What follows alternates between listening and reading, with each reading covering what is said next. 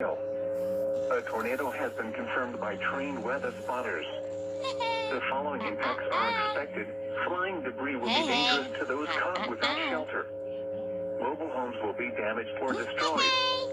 Damage to roofs, windows, and vehicles will occur. Tree damage is likely.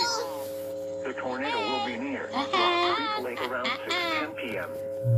Grinnell around 6:20 p.m. Other locations in the path of this tornadic thunderstorm include Toledo and Tama. To repeat, a tornado is on the ground. Take cover now. Move to a basement or an interior room on the lowest floor of a sturdy building. Avoid windows.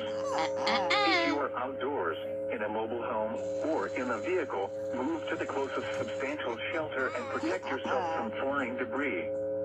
Repeating, a tornado warning has been issued until 7 p.m. for the following counties in Iowa: Jasper, Marshall, Poweshiek, and Tama.